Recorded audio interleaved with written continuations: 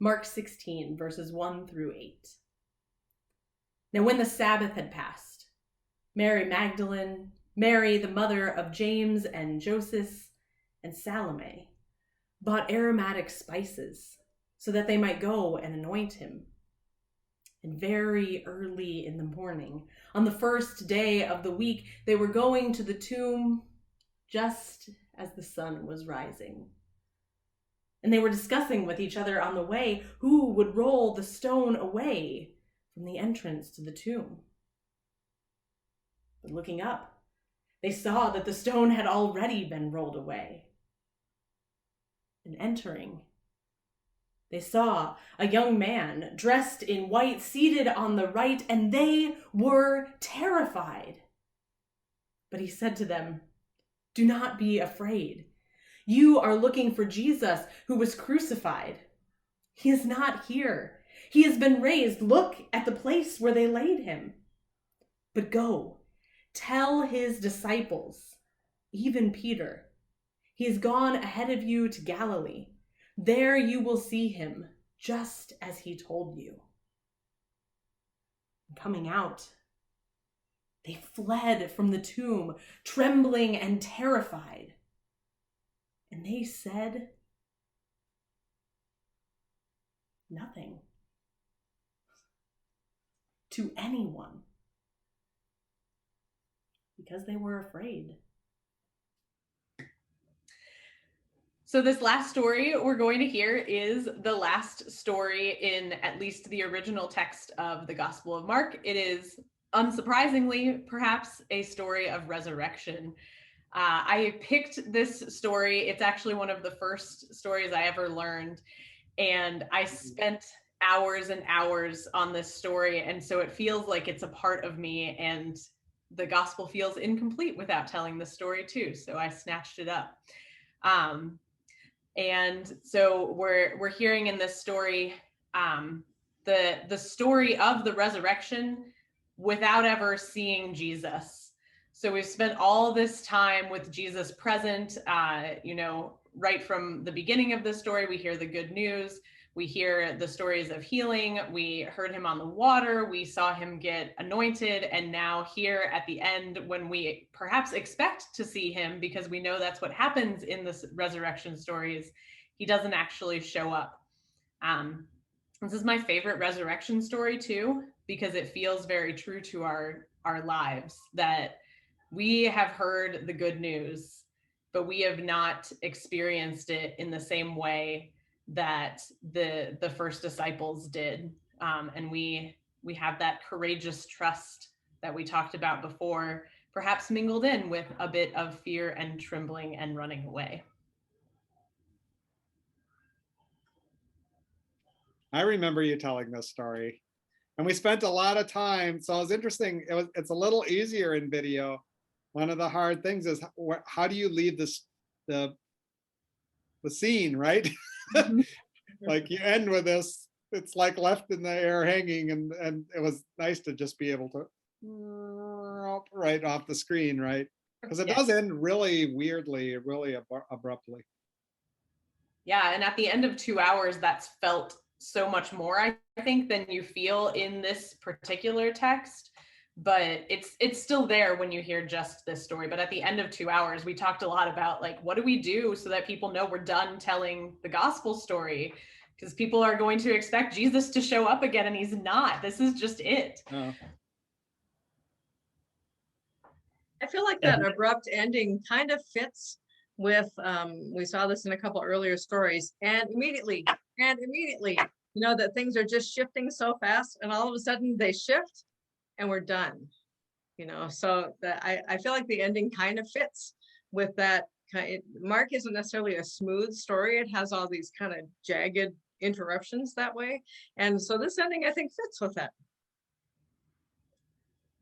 So I read a commentary on the book of Esther at one point that talked about how during the festival of Purim, the entire book of Esther is read during one night of the festival. And It's not read as a solemn event. It's funny. People are laughing, they're drinking, they're eating, and they're interacting with this story as it's going on. And you laugh at parts of the story that happen here. And I think with this ending of Mark, I maybe not to the same extent as a Festival of Purim reading of Esther, but I think it's supposed to be funny. I like we have heard Jesus say, and we've seen it worked out so many times throughout this story of don't say anything to anyone. Don't tell anyone that this has happened. Jesus urges people or strongly lectures people to say nothing about this. And then finally, people are told to go and to say something, and they say nothing to anyone, for they are afraid. I think we're supposed to be laughing at not the women, but at the situation and at the topsy-turviness of the gospel as it unfolds. Well, and also if you're telling this story, clearly someone told it at some point. Definitely. I think Right. that's part of the hilarity too, is, well, maybe not right then, but they obviously told someone.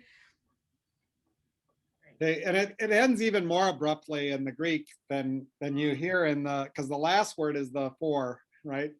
They said nothing to anyone for or because, right? And then it's like dot, dot, dot, dot, dot. And that can work grammatically to be translated in the way we heard it. But it feels like to me that the people who originally heard this didn't need anybody to explain to them why you might feel terrified. Like, they were terrified because, well, like I have to explain that to you, right? Because of all the things. Mm-hmm. Mm-hmm. And will you say a little bit more about why that is, Phil? Why what?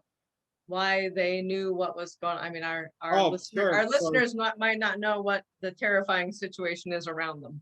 Yeah, the first people who heard this gospel, the Jerusalem had been totally destroyed by the powerful forces that were running the world at that time, the Romans.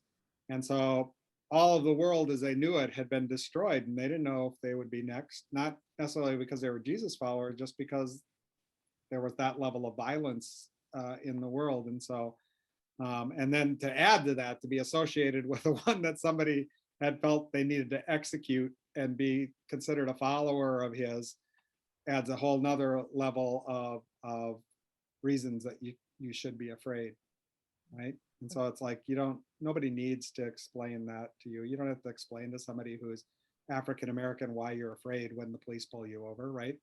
You might have to explain it to me, but not to them, because it's their reality. That's what they know on a day-to-day basis.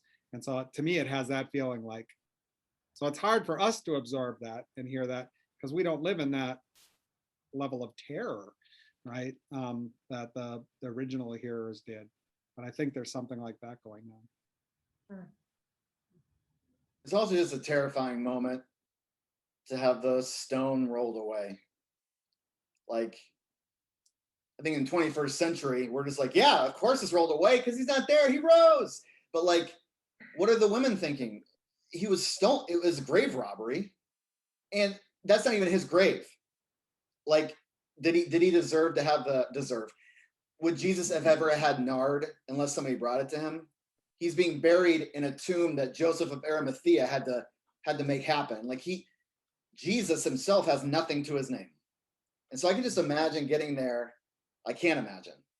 But if I try to, that all you're trying to do is anoint this dead body, and you can't even do that.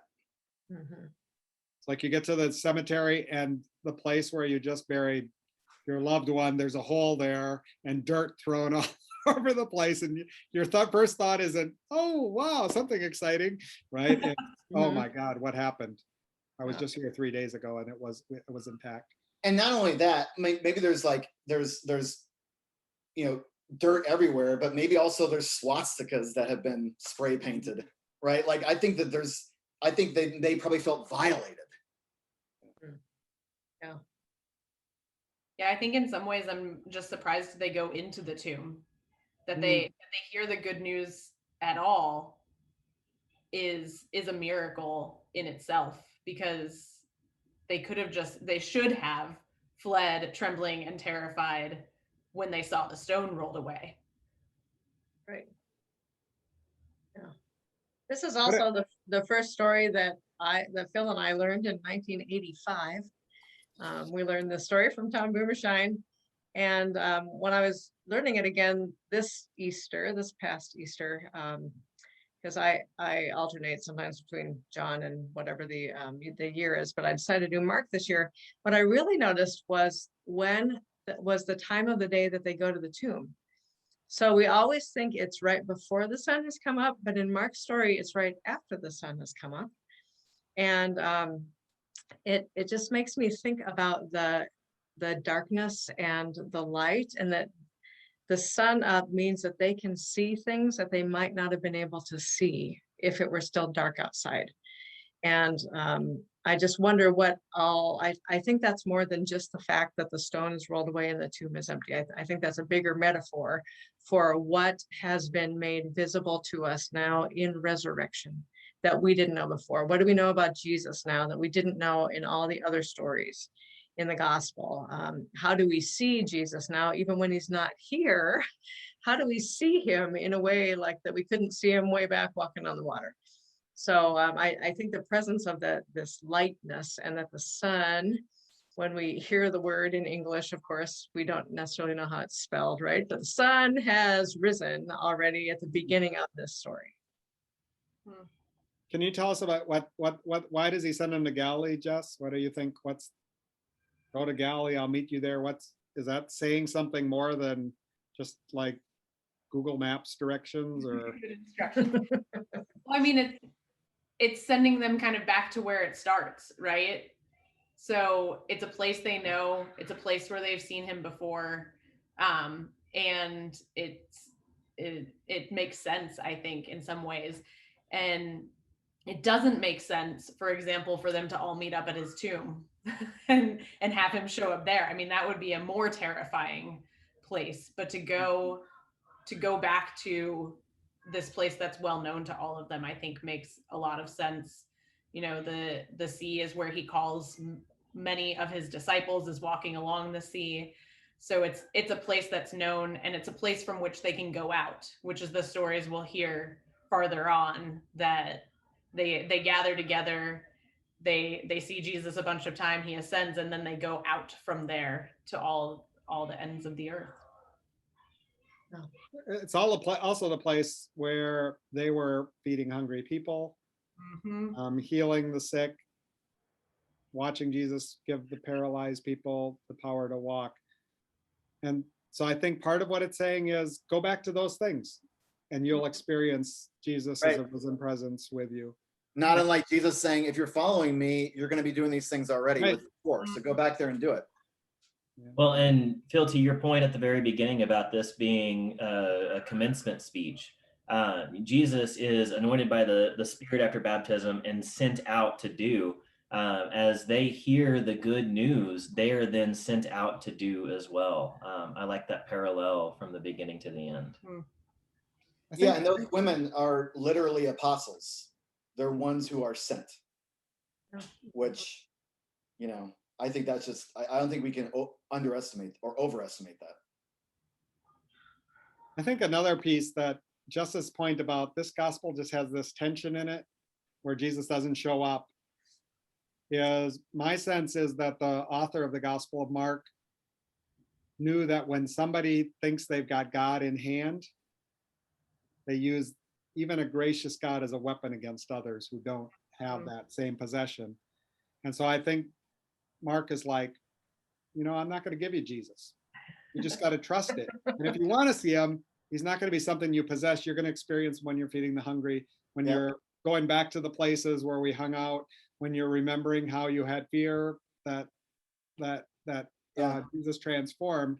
But I'm not going to give you myself as a club to beat other people over. I'm full of the love of Christ, right? You know, it's not going to be that kind of reality. It's going to be only by becoming like Jesus will you experience the risen power of Jesus. And even when you fail, you'll experience the risen power of Jesus coming to you and meeting you again. But it's not so much the people. I'm not afraid of people who have doubts, but I'm really afraid of people who think they have God all figured out. because they tend to, even if what they figured out is that God is merciful, they can use that in very harmful ways to those who haven't joined them in that promised land. So, well, and it connects back to, I think, Lori, I preached on this year too, and talked a lot about how clear the beginning is. And that's very true in Mark's gospel, where he says the beginning of the good news. And part of that is that the good news extends far beyond what we get in this text. This is not the only thing. This is just the beginning of the story of Jesus and what he does. But I think the other thing is that the unclear ending reminds us of that too. So the beginning says, this is just the beginning. I'm going to write down some stuff. John does it with a lot of words, right? And says, there's so many other things that happened that I can't tell you about because it's just too much to write down. Mark says, this is the beginning and you're going to experience more of it for yourself as you go. And I think not having the clear, and now the story is finished, helps us find ourselves in that story, that we are in the story of the good news of Jesus Christ too. so are you saying even now at chapter 16, we're still in the beginning of the good news? Yeah. Yeah, cool. Yeah, the whole thing is beginning, because this guy said it was like a commencement speech, which now I'm just thinking about all the time. And also the resurrection, the things start over, that there's new life, that there's another chance, and that's happening throughout the Gospel of Mark also. So you good people of God are the sequel to Mark. The lives that you live are the sequel. Yeah, and theologically, this is just a powerful ending because it's the ending of Jesus of Montreal, where they're putting on a passion play for a Catholic church and they redo it completely. They have this sense of after the crucifixion for days, weeks, years, they're looking, they can't find him, they don't know what happened. And then eventually, I would say, the body of Christ starts to gather. And that's what Christianity becomes. I'm not saying no physical resurrection. I'm just saying I like that Mark keeps that open. Yeah. So there are at least one more at the longer ending, and then the longer. There are a couple more endings for those of you who are wondering why we're talking about verse 8 being the end. There are some things that probably got added later to the text of the shape of what we know as the Gospel of Mark now. But this was probably the original ending. And many people, I think us in this circle, would almost always end the gospel telling where Jessica ended it here, because it's most likely the way it was intended to be for all these reasons that we've just been talking about. Also, if you read the other alternate endings, in my opinion, you can tell that they're not from Mark. They don't sound like Mark. They're talking about the imperishability of Christ, and it's weird. Handling snakes. Yeah, if you want the snake handling, you got to read that longer ending. Well, and I think, I'm wondering about too, whether there's this sense that what happens during Jesus' life, Mark picked the things that the writer of Mark wanted to put in there, and that was very important. But what happens after the resurrection is different for everyone who experiences it. And I wonder if in the telling, as this would have originally been done, you end with because, and you hear someone in the crowd say, well, I saw Jesus do this thing. And the other gospels don't agree exactly on what happens when people see Jesus. There's many stories, even of the ones we have. And I wonder if it was more of an invitation to tell your story of encountering Christ. When Jason and I did a film of this together with me telling this, and the way we ended it was the transmission gets cut. So it goes, nothing to anyone, and all of a sudden, gray, fuzzy stuff. And we had somebody call us and say, the DVD was defective. It ends in the middle. And it's like, it's not defective. That's where faithfully representing the gospel. It is in the middle. That bread up there looks like the bread I have at home. Yes, exactly. Great. Well, thank you. This has been a lot of fun. Yeah, it has. Yeah.